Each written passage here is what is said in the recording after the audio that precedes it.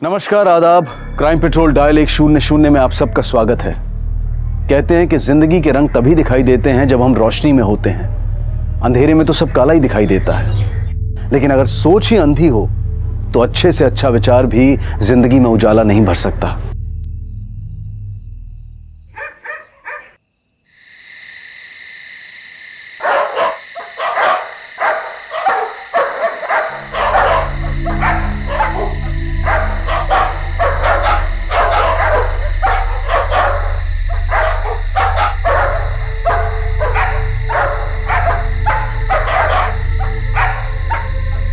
শোনো না, কোথায় তুমি? ऐसा कौन सा अर्जेंसी आ गया कि तुम शादी में नहीं गए?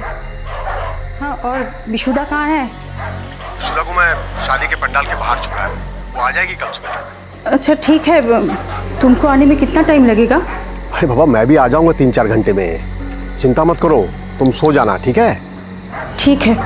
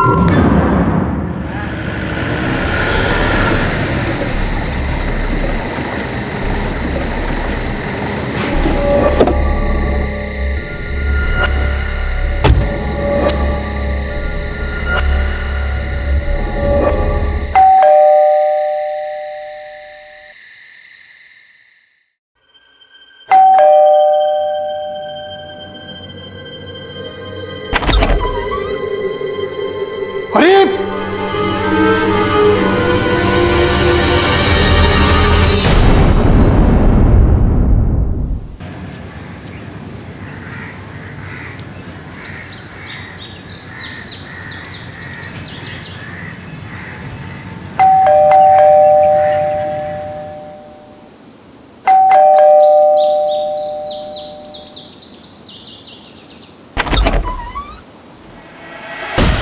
কি হলো? মালকিন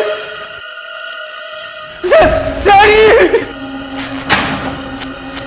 স্যারজি স্যারজি স্যারজি স্যারজি ভগবান, বাবা মাগো, কি করবো আমি? মালকিন মালকিন মালকিন, ভগবান।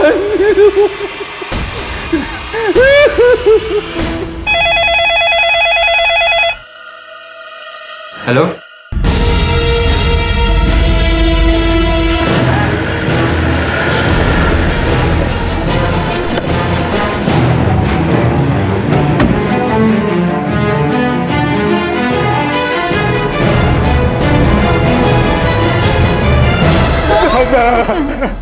ও মা, কি হলো মা?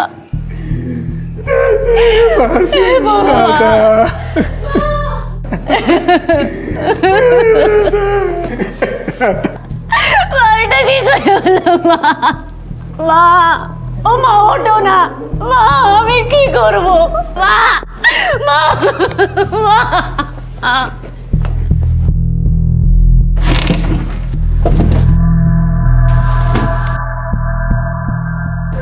जी सर। आप क्या लगते हैं इनके? जी मैं दिवेश, वो मेरे दादा है, बड़े भाई सुकेंदु विश्वास, और वो मेरी बोधी है भाभी रोमिला विश्वास, और वो इनका सर्वेंट है गणेश। रात को तीनों यहीं पे थे। फैमिली में और कौन कौन है? बाकी सब लोग कहाँ थे? मैं तो अलग रहता हूँ। हाँ, वो उनकी बड़ी बेटी है विशोदा, और एक छोटी भी है शुरोबी, वो कोलकाता में है। आप कहाँ रहते हैं? इसी कॉलोनी में, थोड़ी दूरी पे। विशुदा जी, आप रात में कहाँ थी? हमारे रिश्तेदार के यहाँ शादी थी, मैं वहीं गई हुई थी। आपके पेरेंट्स नहीं गए थे शादी में? माँ का शरीर खराब था, बाबा गए थे, लेकिन उनको कुछ काम आ गया तो उन्होंने मुझे वहीं छोड़ दिया। जब मैं लौट रही थी तो चाचा का फोन आया था। जी मुझे तो वो कन्हई ने बताया था। कन्हई कौन? दादा की कंस्ट्रक्शन कंपनी में काम करता है। सर, लगता है सारे मर्डर लूट के इरादे से किए गए हैं और सबको एक ही तरीके से मारा गया है। शायद किसी भारी चीज से वार किए गए हैं सबके सर पे। भूत प्रेत, काला जादू, ये सब तो अंधविश्वास के हथकंडे हैं। हत्या तो इंसान ही इंसान की करता है। प्रमिला, सुकेंदु और उनके सर्वेंट गणेश की हत्या भी किसी काले जादू का नहीं, बल्कि किसी की काली नीयत का ही परिणाम थी। साहब, हम जब सुबह आया घर पे तो दरजा खुला हुआ था। अंदर आके देखा तो मालकिन, सेठ जी और गणेश दादा मरे हुए थे। तो हमने उनके भाई को बताया। तुम तो सुकेंदु जी की कंस्ट्रक्शन कंपनी में काम करते हो ना? जी। तो सुबह सुबह यहाँ क्या कर रहे थे? हम यहाँ रोज दूध देने के लिए और मालकिन की पूजा के लिए फूल देने के लिए आता है। रहते कहाँ हो तुम? हम यहीं पास में रहता है। बनर्जी, बॉडीज को पोस्टमार्टम के लिए भेजो। सर, बाबा, बाबा,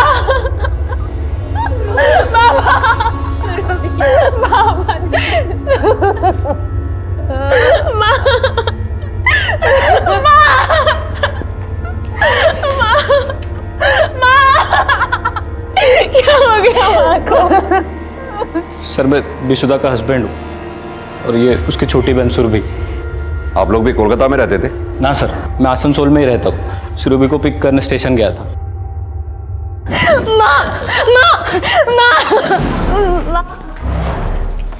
सर, आसपास का एरिया सर्च किया, कहीं कोई सीसीटीवी नहीं है और लोगों से पूछताछ की, तब भी इस घर में किसी आने जाने वाला का कोई क्लू नहीं मिला। तो फिर डॉग स्क्वाड को बुलाओ। अगर ये काम इसी एरिया के किसी आदमी का है तो हो सकता है कोई लीड मिले।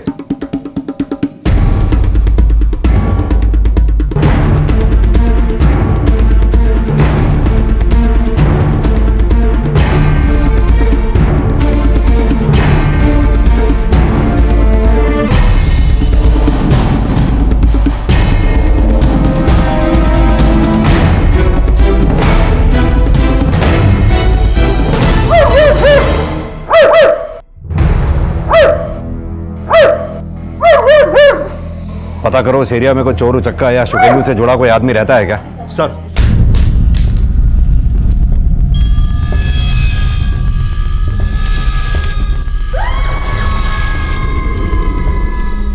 सर, कन्हई भी इसी बस्ती में रहता है।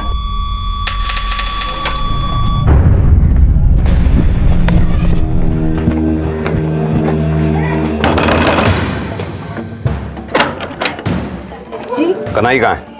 क्या बोलो, वो तो यहाँ नहीं है। मनीषा, तलाशी लो घर की। उधर देखो।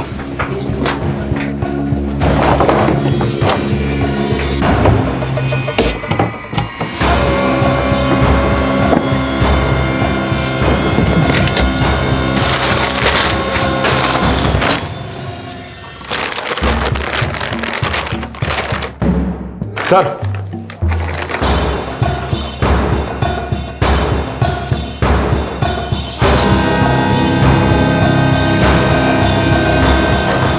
और ये कैश भी। नहीं बोलेगा? बोल। साहब, मैंने किसी को नहीं मारा साहब। तो वो गहने और पैसे तेरे घर से क्यों मिले? साहब, वो सुबह सुबह हम घर गया तो मालकिन को सेठ जी को मरा हुआ देखा तो मेरे मन में लालच आ गई साहब। কি করবো আমি?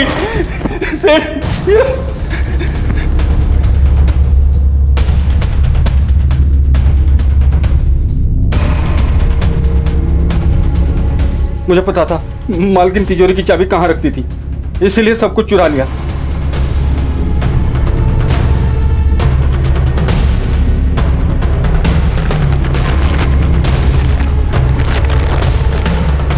साहब, मैंने सिर्फ चोरी की, किसी को मारा नहीं है। सच सच बोल दे, वरना सच उगलवाना हम जानते हैं। साहब, उस बस्ती में तरुण भी तो रहता है, वो मार सकता है सेठ जी को। तो तरुण क्यों मारेगा? 3 महीने पहले सेठ जी ने उसे नौकरी से निकाल दिया था चोरी के इल्जाम में। माफ कर दो सेठ जी, दोबारा ऐसा गलती नहीं होगा। हमको नौकरी से मत निकालो। बस तरुण, अब तुझ पर बिल्कुल विश्वास नहीं कर सकता मैं। जाओ बेरी जाओ देखे, और आज के बाद अपनी शक्ल भी मत दिखाना मुझे। जाओ। फिर उसे किसी ने काम नहीं दिया, लेकिन वो 2 महीने पहले दोबारा सेठ जी के पास आया काम मांगने के लिए और गिड़गिड़ाने लगा। सेठ जी को उस पर तरस आ गया। सेठ जी, हमको हमारा गलती का एहसास हो गया सेठ जी। हम आपके पाँव पकड़ता है सेठ जी, हमको खाली एक मौका दे दो। उठ उठ। सेठ जी, देखो, हम तुमको सुपरवाइजर तो नहीं रख सकता, लेकिन हाँ, अगर दिहाड़ी मजदूर करके काम करना चाहते हो तो आ सकते हो। जिस दिन आओगे 150 रुपये दूंगा। 150 रुपया? हाँ, 150 रुपया।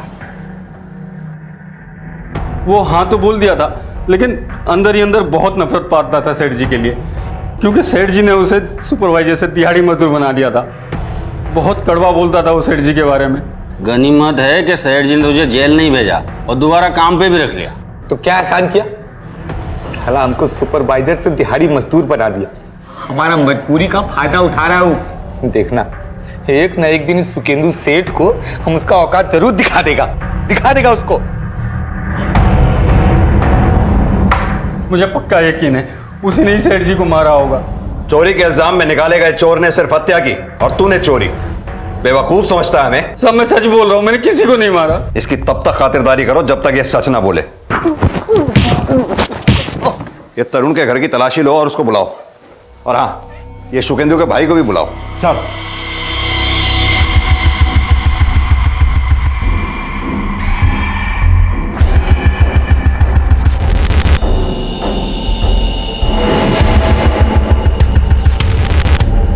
पकड़ो सर। अरे सर, अरे क्या क्या खोद रहे हैं सर? अरे कुछ नहीं। ले चलो सर। अरे आप कहानी दिखा रहे हो ना, क्या है? अरे बताइए तो सही। हाँ सर, मैं भी शुकेंदु दादा के साथ काम करता था। ये तरुण कौन है? सुपरवाइजर था, पर सर माल के लेन देन में घपला किया तो उसे निकाल दिया था। पर सर दादा बहुत दयालु थे। जब वो गिड़गिड़ाने लगा तो उसे परमानेंट तो नहीं किया, पर हाँ दाढ़ी मजदूरी पे रख लिया था। नफरत तो होगी ही तुझे अपने सेठ से। सुपरवाइजर से तुझे दिहाड़ी मजदूर जो बना दिया था। नफरत नहीं है साहब, हम तो उनका एहसान मानता था। सब कुछ भुलाकर सेठ जी ने हमको वापस काम दिया साहब। तो तूने घपला किया था? हाँ, लेकिन अब हम सुधर गया है साहब। सुधर गए या अपने सेठ को मार के बदला ले लिया? ना साहब, वो कन्हई झूठा आरोप लगा रहा था साहब हम पर। हम कुछ नहीं किया साहब। तो फिर जिस रात तेरे सेठ शुकेंदु का मर्डर हुआ उस रात तू कहाँ पर था? हम अपना घर पर था साहब। चाहो तो आप हमारा पत्नी से पूछ लो। साहब वो उस दिन घर पर ही थे। वो चाहते तो चोरी कर सकते थे, लेकिन उन्होंने ऐसा कुछ नहीं किया। घर में खाने को राशन तक नहीं है। आप अगर उन्हें जेल में डाल देंगे तो मेरा और मेरे बच्चे का क्या होगा? चुप हो जाओ दीदी। विशुदा, सौरभी, तुम दोनों मेरे साथ मेरे घर पे चलो। हमें नहीं जाना। देखो विशुदा, मैं जानता हूँ कि तुम मेरे साथ नहीं रहना चाहती, लेकिन अब इस हालात में, इस माहौल में तुम दोनों अकेले कैसे रहोगे इस घर में? अब इस घर में कोई नहीं है। प्लीज़ मेरी बात मानो और मेरे साथ चलो। मुझे मेरे हालात पे छोड़ दो, तुम जा सकते हो।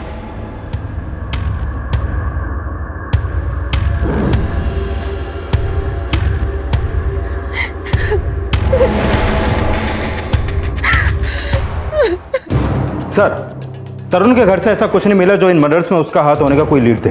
ये भी साफ है कि तरुण जरूरतमंद है। अगर ये मर्डर उसने किए होते तो वो चोरी भी कर सकता था, लेकिन चोरी कन्हई ने की।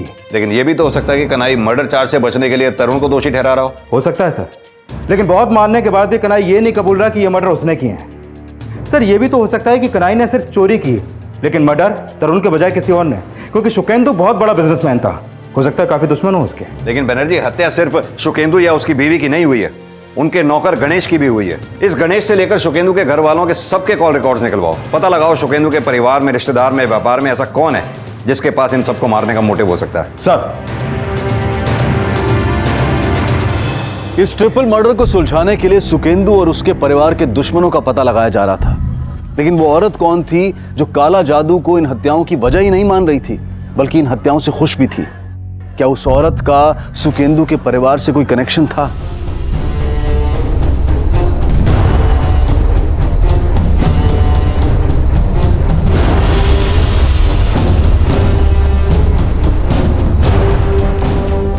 सर, बस्ती वालों से पता चला कि शुकेंदु के छोटे भाई देवेश की बीवी शांति शुकेंदु और उसकी बीवी से बहुत नफरत करती थी, क्योंकि 2 महीने पहले देवेश के बेटे वरुण की फूड पॉइजनिंग की वजह से मौत हो गई थी। तब से शांति को लगता है कि शुकेंदु की बीवी प्रोमिला ने ही उसके बेटे को जहर देके मारा था, और तब से शांति लगातार एक तांत्रिक से मिल भी रही थी सर। कौन तांत्रिक? सर ये तो नहीं पता कि यह तांत्रिक कौन है, लेकिन सुनने में तो यही आ रहा है। तूने ही मेरे माँ और बाबा की जान ली है ना, छोड़ूंगी नहीं मैं तुझे। हाँ, मैंने ली है तेरे माँ बाबा की जान, क्योंकि मुझ में शक्तियां हैं और तू मेरा कुछ नहीं बिगाड़ सकती। मैं तुझे भी नहीं छोड़ूंगी, जला कर राख कर दूंगी, तुझे नहीं छोड़ूंगी, मैं जिंदा नहीं छोड़ूंगी। ठीक है सर, शांति के पड़ोसी का कॉल था। जला के बस कर दूंगी। अरे नहीं छोड़ूंगी। शांति छोड़ दे। नहीं छोड़। हाथ लगा, जला के बस कर दूंगी। छोड़ उसे, मर जाएगा। छोड़ शांति, छोड़ बस कर दूंगी। नहीं छोड़, छोड़ नहीं छोड़ूंगी मैं उसे, छोड़ूंगी नहीं मैं तुझे, छोड़ूंगी नहीं।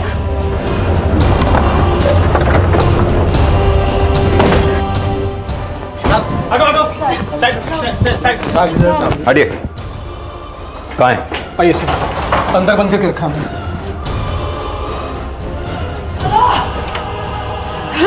छोड़ूंगी नहीं, रुकिए। छोड़ूंगी नहीं, छोड़ो। हटिए, रास्ता दीजिए। नहीं, किसी को नहीं छोड़ूंगी, सबको अपने काले जादू से भस्म कर दूंगी, तेरे पूरे परिवार का नाश कर दूंगी। छोड़ो मुझे, तुम लोग मेरा कुछ नहीं बिगाड़ सकते, नहीं बिगाड़ सकते। हाँ, मैंने ही काला जादू करवाया उन पे, इसीलिए उनकी हत्या हुई। तुम लोग मेरा कुछ नहीं बिगाड़ सकते। तेरे काले जादू ने नहीं, तूने हत्या की है उसकी। सर, जब से हमारा बेटा मरा है उसका दिमागी संतुलन बिगड़ गया है। ऐसा क्या हुआ तो जो उसे लगता है कि तुम्हारे बेटे को तुम्हारी बहू नहीं मारा था? 2 महीने पहले वरुण की तबीयत बहुत खराब थी। सर, हमारी बहू जो है वो बहुत धार्मिक थी, वो मंदिर से वरुण के लिए प्रसाद लाई थी। देख, मैं तेरे लिए प्रसाद लाई हूँ, खा ले, जल्दी से ठीक हो जाएगा। शांति, तू चिंता मत कर, प्रसाद दिया ना मैंने, जल्दी से ठीक हो जाएगा मेरा बेटा। उसके बाद वरुण को फूड पॉइजनिंग हो गया। हॉस्पिटल ले जाते समय रास्ते में उसने दम तोड़ दिया। बस सर, तभी से शांति को लगता है कि बॉडी ने वरुण को मारने के लिए टोना टोटका किया है, और सर इसीलिए वो टोना टोटका करके उनसे बदला लेने की सोच रही है। कौन से तांत्रिक के पास जाती थी वो? सर, वो हाईवे के पास उसकी कुटिया है।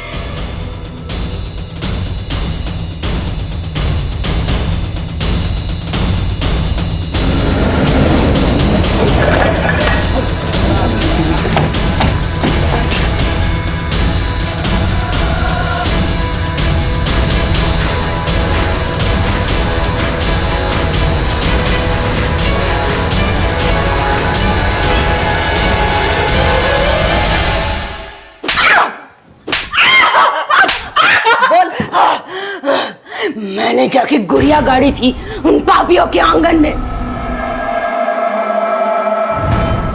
इसीलिए वो मर गए।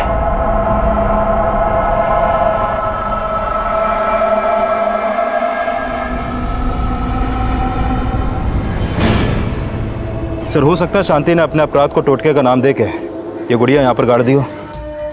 लेकिन यह भी समझना होगा कि तांत्रिक भागा क्यों। कहीं ऐसा तो नहीं तांत्रिक ने अपने टोटके को सच साबित करने के लिए यह मर्डर किया और फरार हो गया? यह साफ था कि शांति सुकेंदु और उसके परिवार का अनर्थ चाहती थी, लेकिन तांत्रिक का फरार होना उसे भी सस्पेक्ट बना रहा था। शांति के खिलाफ कोई सबूत ना मिलने की वजह से उसे जमानत पर रिहा कर दिया गया, पर सुकेंदु के परिवार को तबाह करने की मंशा रखने वाले और भी थे, लेकिन बुरा चाहने वालों की छटनी होनी अभी बाकी थी। बाबा, बेटा, तू तो जानती है तेरी काकी कैसी है। उसने टोटका जरूर किया है, पर बेटा मारने वाला कोई और है। लेकिन वो कौन है काका?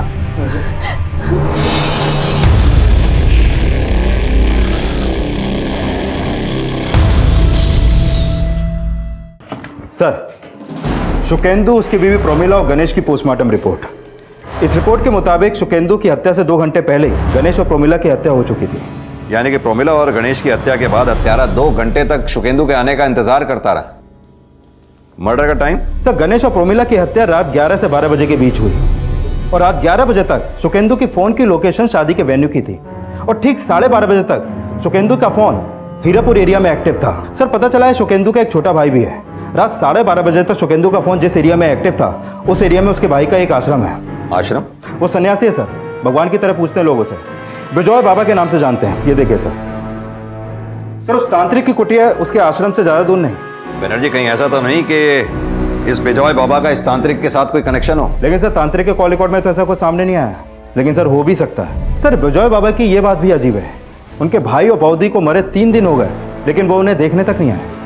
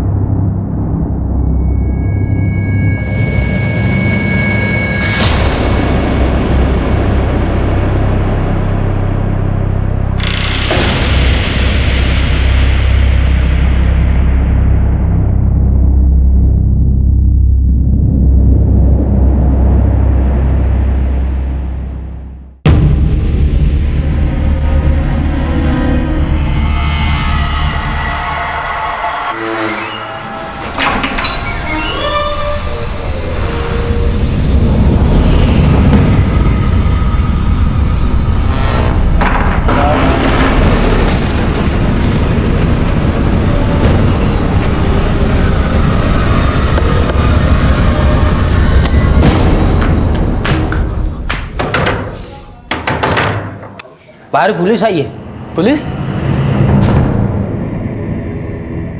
एक काम करो, उनको बाहर ही रोको, मैं आता हूँ। जी साहब, काफ़ी लोग आते हैं यहाँ पे। प्रणाम सर। प्रणाम। जी बोलिए। विजय बाबा से मिलना है। जी वो तो अभी नहीं मिल सकते, वो अभी ध्यान में, और उन्होंने किसी को भी मिलने से मना किया। आपका परिचय? पापौन। जी मैं उनका शिष्य हूँ। फिर कब मुलाकात होगी उनसे? वो जैसे ही ध्यान से बाहर आएंगे मैं उनसे पूछ के आपको सूचित कर दूंगा। उस विजय बाबा की हमसे ना मिलने की वजह ध्यान ही है या फिर कुछ और है? इस विजय बाबा को समझना पड़ेगा। देवेश को बुलाओ, हो सकता है अपने भाई के बारे में वही कुछ बताए। सर, विजय भले ही शुकेंदु दादा से छोटा था, पर दादा उसे अपना गुरु मानते थे। विजय बचपन से ही धार्मिक था। वो जब 19 साल का था तो उत्तराखंड चला गया, और सर जब 6-7 साल के बाद वापस आया तो संन्यास धारण कर चुका था। और सर उसे आश्रम बनाने के लिए ज़मीन दादा नहीं दी थी। हमने सुना है शुकेंदु ने आपके लिए भी काफी कुछ किया था, लेकिन आप पिछले 2 महीने से उसके यहाँ काम नहीं कर रहे थे। हाँ सर, वो अपनी बीवी की वजह से। सर उसने मुझसे जिद की कि मैं दादा और बौदी से कोई संबंध ना रखूं, और सर इस बात से दादा और बौदी भी बहुत दुखी थे। एक तरफ ये तांत्रिक की चेली शांति, दूसरी तरफ ये विजय बाबा। शुकेंदु परिवार के हर सदस्य की कोई ना कोई कहानी है। सर इन हत्याओं का मोटिव किसी न किसी घरवाले से जुड़ा हो सकता है, क्योंकि पैसा और जायदाद तो सिर्फ शुकेंदु नहीं बनाया, बाकी सब लोग तो उनके आगे पीछे घूमने वाले ही लगते हैं। ये शुकेंदु के पूरे परिवार की हिस्ट्री निकालो, शुकेंदु के बिजनेस का भी एंगल इन्वेस्टिगेट करो। हो सकता है उसके काम से ही जुड़े किसी आदमी ने शुकेंदु से दुश्मनी निकाली हो। सर, तांत्रिक का गायब होना अब भी रहस्य बना हुआ था, और वहीं यह भी खंगाला जा रहा था कि कहीं सुकेंदु और उसके परिवार से रंजिश निकालने वाला उसके कामकाज से जुड़ा कोई शख्स तो नहीं था, और सुकेंदु के पारिवारिक मसलों को भी इस अपराध से जोड़कर देखा जा रहा था। सर हत्या से थोड़े दिन पहले शुकेंदु अपनी बेटी विशुद्धा को उसके पति के घर से ले आया था। वो चाहता था कि उसकी बेटी अपने पति नौरेन को तलाक दे दे। इस सिलसिले में वो एक वकील से भी मिल रहा था।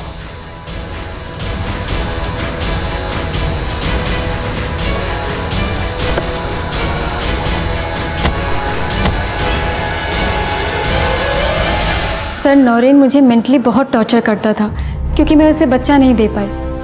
पहले तो बाबा ने नौरेन को एक मौका दिया, लेकिन फिर एक दिन अचानक मुझे घर ले आए और बोले कि मैं नौरेन से तलाक दिलवा दूंगा। नहीं सर, मैं वसुधा श्री में खुद से अपसेट था।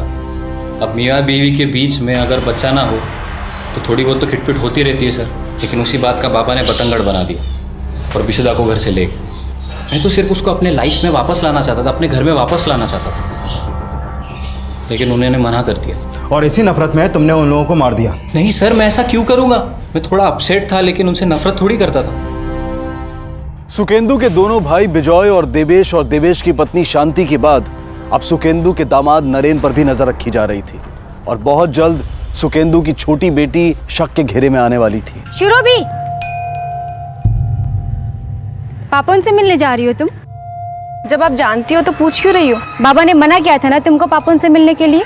हाँ, वो नहीं रहे तो कम से कम उनकी कही हुई बात का तो मान रख लो।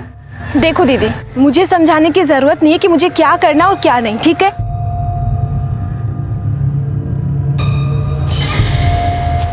दीदी पैसे। मुझसे पैसे मांगेगा तू? अगर मुझसे पैसे मांगे ना तो काला जादू करके भस्म कर दूंगी तुझे। मेरी ताकत को जानता नहीं है तू।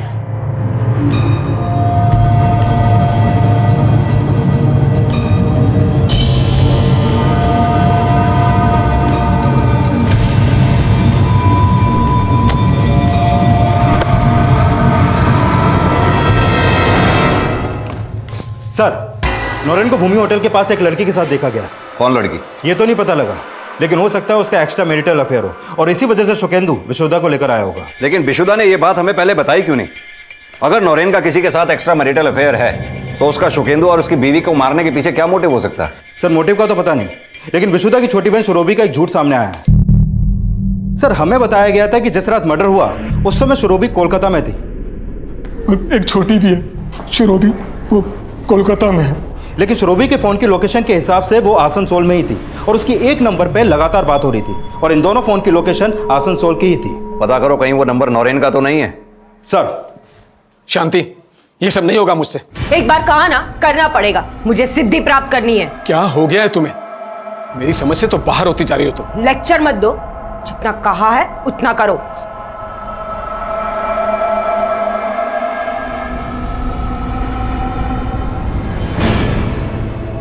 सर, ये नौरेन का नाजायज रिश्ता नहीं, कुछ और ही लगता है। रोज नई नई लड़कियों के साथ दिखता है और एक हैरानी की बात पता चली है कि ये नौरेन और विजय बाबा के बीच में अक्सर बहुत बातें होती हैं, लेकिन शुरोबी जिस नंबर पर कॉल करती है वो नंबर नौरेन नहीं बल्कि पापोन के नाम पर रजिस्टर्ड है।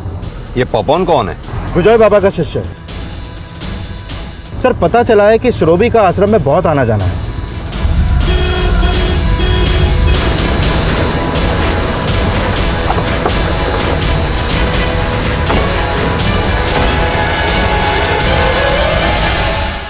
आपकी बहन शुरोबी घर पे है?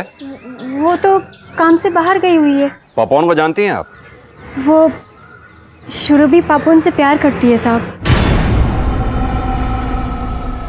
पहले तो बाबा को पापोन से कोई प्रॉब्लम नहीं था, लेकिन कुछ दिन पहले बाबा ने शुरुबी को पापोन से मिलने के लिए मना कर दिया। शुरुबी, कांदिश ना, चुप। कि देखो लाभ नहीं शुरोबी, रोने का कोई फायदा नहीं है। मैंने तुमसे कहा है तुम पापोन से नहीं मिलोगी, मतलब नहीं मिलोगी, समझी ना तुम? ऐसी क्या वजह थी जो तुम्हारे बाबा ने शुरोबी को पापोन से मिलने से मना कर दिया? वो तो उन्होंने कभी नहीं बताया साहब। तुम्हारे बाबा उस रात आश्रम में क्यों गए थे? वो तो अक्सर वहाँ जाते थे, लेकिन कभी रात को नहीं गए और ये बात हमें भी नहीं समझ में आया। तुम्हारे पति नौरेन की विजय बाबा से बहुत बातचीत होती है। विजय चाचा को नौरेन बचपन से जानता है, उनका अच्छा दोस्त है, तभी हम में प्यार हुआ, लेकिन हमारा रिश्ता निभ नहीं सका। बनर्जी, पापोन और शुरोबी से मिलने से पहले इस विजय बाबा से मिलना पड़ेगा, फिर अब चाहे वो किसी ध्यान में हो या किसी मुद्रा में।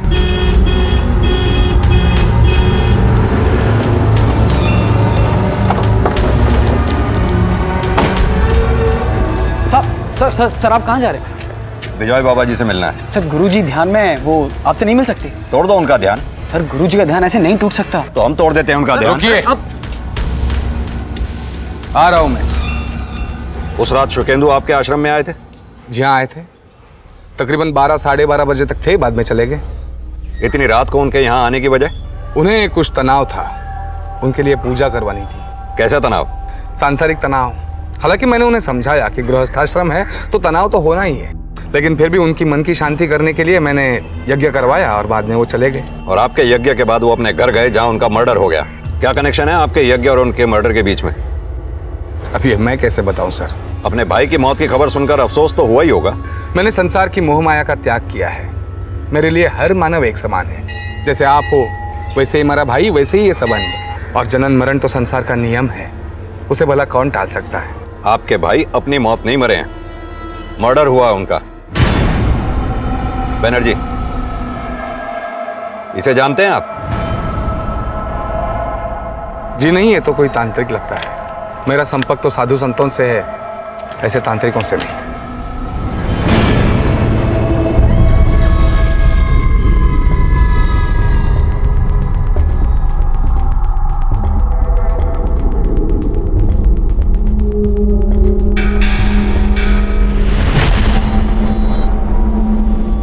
सर, मुझे नहीं लगता शुकेंदु को कामकाज का कोई तनाव होगा। मैंने उसका अकाउंट चेक किया, उसका काम तो काफी अच्छा चल रहा था। ये शुकेंदु उस रात घर से शादी के लिए निकला था, फिर अचानक शादी छोड़कर आश्रम जाने की क्या वजह हो सकती है उसकी?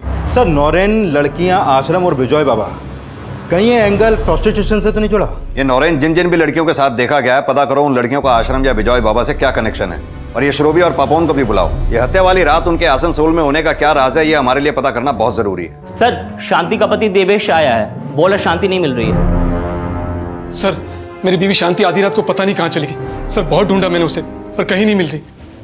शांति का गायब होना किसी नए अपराध का अंदेशा था या किए गए अपराध से बचने की कोशिश? शांति की तलाश के साथ साथ सुकेंदु का दामाद भी नजर में था और बहुत जल्द सुकेंदु के छोटे भाई विजय का नया किरदार भी सामने आने वाला था। लेकिन पहले सुकेंदु की छोटी बेटी सुरभि की भूमिका को खंगाला जा रहा था। तो तुम आश्रम में पापोन से मिलने जाती थी? सर मैं प्यार करती हूँ पापोन से। और तुम्हारे बाबा खिलाफ थे इस रिश्ते के, और हत्या वाली रात तुम कोलकाता में नहीं थी, तो क्या समझा जाए? हाँ सर, उस रात मैं पापोन के साथ थी और मैंने बाबा से भी झूठ बोला। तुमने सिर्फ झूठ ही बोला या फिर उनको मार भी दिया? क्योंकि वो तुम्हें पापोन से मिलने नहीं देते थे इसलिए। नहीं सर, मैंने नहीं मारा बाबा को। तो शुकेंदु श्रोबी को तुमसे मिलने से मना क्यों करता था? क्योंकि शुकेंदु को यह लगता था कि आश्रम की आड़ में विजय और नौरेन प्रोस्टिट्यूशन का धंधा करते हैं। प्रोस्टिट्यूशन? अब नहीं सर, मुझे इस बारे में कुछ नहीं पता। पुलिस ने जब विजय का इतिहास खंगाला तो आश्रम की आड़ में चल रहे प्रोस्टिट्यूशन रैकेट का पर्दाफाश हो गया। विजय और नरेन समेत आश्रम से जुड़े कई लोगों को गिरफ्तार किया गया और अब यह जानने की कोशिश हो रही थी कि सुकेंदु, प्रमिला और सर्वेंट गणेश की हत्या कहीं इसलिए तो नहीं हुई थी क्योंकि सुकेंदु विजय के आश्रम का यह राज जान गया था। हमें तुम पे पहले से ही शक था, लेकिन जब हमें यह पता चला कि तुमने 6-7 साल किसी गुरुकुल में नहीं बल्कि नासिक की जेल में बिताए थे, तो हमारा शक यकीन में बदल गया।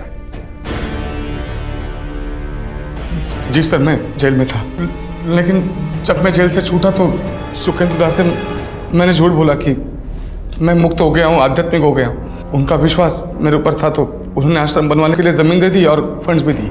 और शुकेंदु को तुम दोनों की असलियत पता चल गई। क्यों? मेरी बेटी को बांझ कहता है तू? शर्म नहीं आती तुझे? अरे तो खुद क्या है?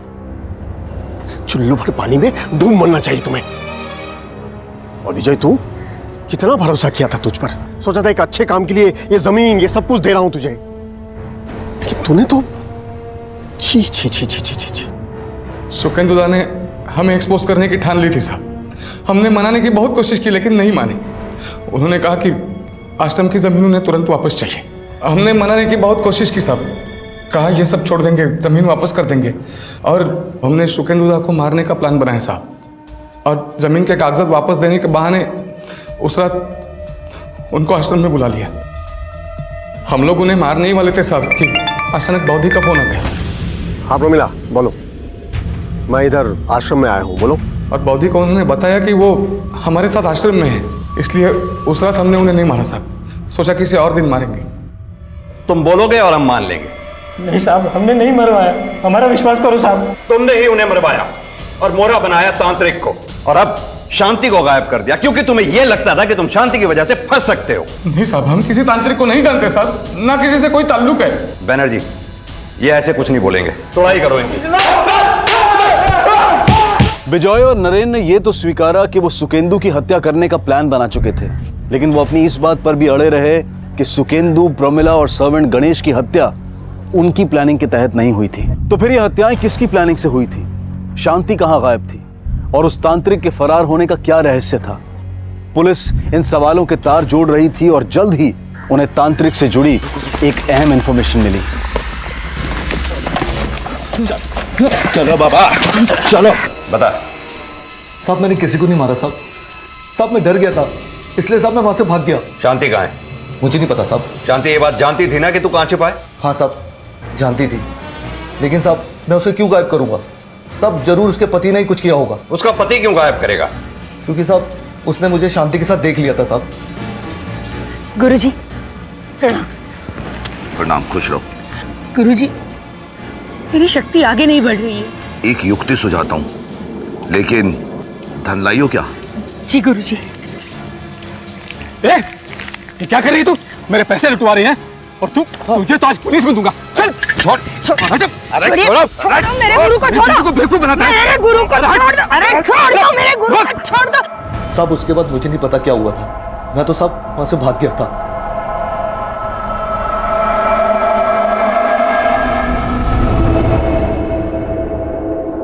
तुम्हारी चुप्पी साफ साफ बता रही है कि तुम्ही ने शांति को मारा है।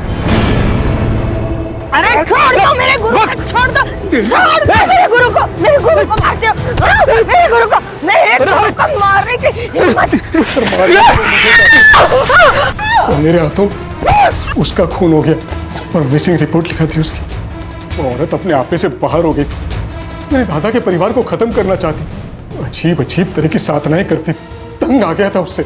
शांति को तो तुमने मारा ही, अपने भाई बौद्धिक गणेश को भी तुमने मारा। नहीं सर, उन्हें मैंने नहीं मारा। सर मुझे लगता है ये मर्डर तांत्रिक नहीं किए होंगे और शांति से वो गुड़िया भी उसने ही गड़वाई होगी, और शुकेंदु के बंगले में वो जरूर शांति के साथ या शांति के जाने के बाद वहां गया होगा। साहब मानता हूं साहब, मैं शांति के साथ गया था, लेकिन मैंने किसी को नहीं मारा साहब। तू शांति के साथ नहीं गया था, शांति के जाने के बाद गया था। अपना काला जादू सच साबित करने के लिए तूने ही उन तीनों का मर्डर किया। नहीं साहब, मैं शांति के साथ ही गया था, लेकिन बंगले में नहीं घुसा साहब।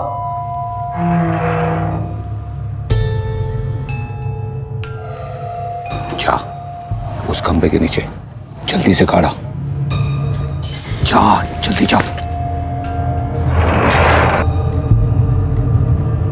साहब उसके बाद मैं दीवार के पीछे छुप गया। मैंने देखा कि कंबल ओढ़े एक आदमी बंगले के अंदर जा रहा था। साहब मर्डर उसी ने किया होगा साहब। कौन था वो? साहब अंधेरा बहुत था इसलिए मैं उसे देख नहीं पाया साहब। सर अगर तांत्रिक सच बोल रहा है तो कौन हो सकता है वो? कन्हई?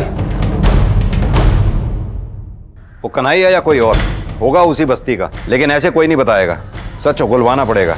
एक काम करते हैं, जो लोग भी अपने रेडार पे हैं सबसे अच्छी तरह से दोबारा पूछताछ करते हैं। सर सीसीटीवी में साफ दिखाई दे रहा है कि तुम ही वहां कमरे में घुसे थे। सर मैं नहीं गया था, वो तुम्हारा ही चेहरा था उसमें। सीसीटीवी फुटेज में तू ही था ना? मैं नहीं था सर। देख सच सच बोल। पुलिस अब एक रणनीति के तहत सभी सस्पेक्ट्स को दोबारा से इंटेरोगेट कर रही थी। सबके चेहरे पड़े जा रहे थे। नियत में खोट तो सबके थी, लेकिन हत्या किसने की थी ये कोई नहीं उगल रहा था। अगर तू नहीं तो उस सीसीटीवी फुटेज में तेरा भूत है क्या, जो तेरे सेठ के घर में कंबल ओढ़ के घुस रहा है?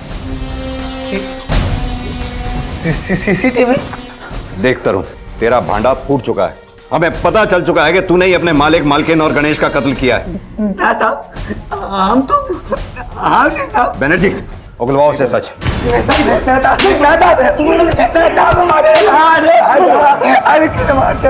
देखता रहूं, जब तक तू सच नहीं बोलेगा इसी तरह पिटता रहेगा। बोल।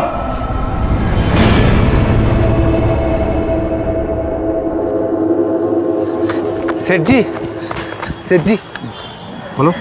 सेठ जी हमारा पत्नी का डिलीवरी है सेठ जी, तो 10,000 रुपया उधार दे सकते हैं? मैं तो दे दूंगा उधारी, लेकिन तू चुकाएगा कैसे? आप हमारे दिहाड़ी में से थोड़ा थोड़ा काट लीजिएगा सेठ जी। तेरा दिहाड़ी है 150 रुपया, तेरी औकात नहीं है उधारी चुकाने की। जा।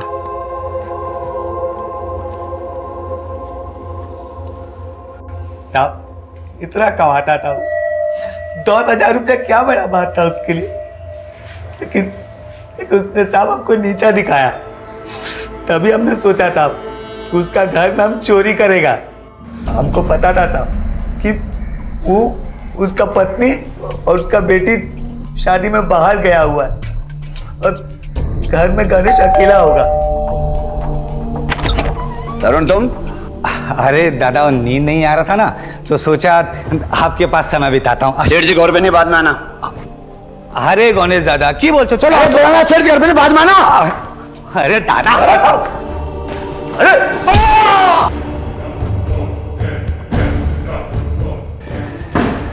तरुण, गणेश दादा।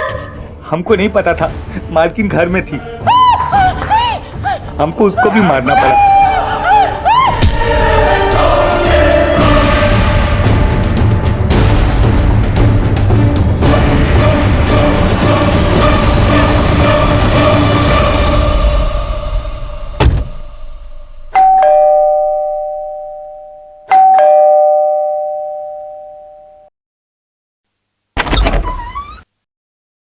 अरे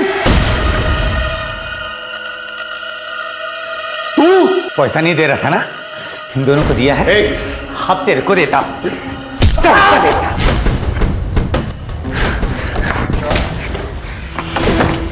अपराधी कितना भी शातिर क्यों ना हो, एक ना एक दिन अपने जाल में फंस ही जाता है। कोई सीसीटीवी फुटेज नहीं है हमारे पास।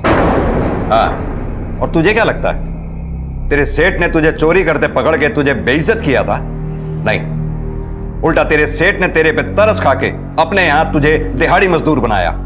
इतना ही नहीं, बल्कि तेरी बीवी की डिलीवरी के लिए उसने 10,000 रुपए भी छोड़े थे। कनाई ने जो तेरे सेठ के यहां से गहने और नकदी चुराए थे, हमने उसके घर से बरामद किए, और उसी सामान में हमें एक लिफाफा मिला जिस लिफाफे के अंदर 10,000 रुपए थे, जो शायद तेरे सेठ ने तेरी बीवी की डिलीवरी के लिए छोड़े होंगे।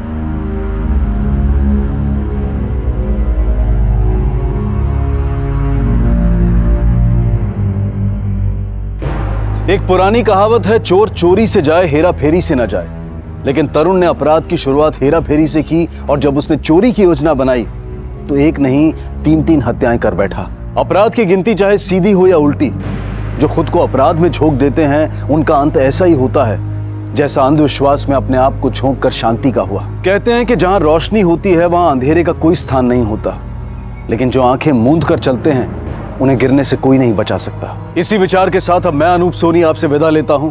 फिर मुलाकात होगी अगले एपिसोड में एक और चौंका देने वाले केस के साथ। तब तक अपना और अपने परिवार का ख्याल रखें और देखते रहें क्राइम पेट्रोल डायल 100। सबक एक को सीख हम सबको। जय हिंद।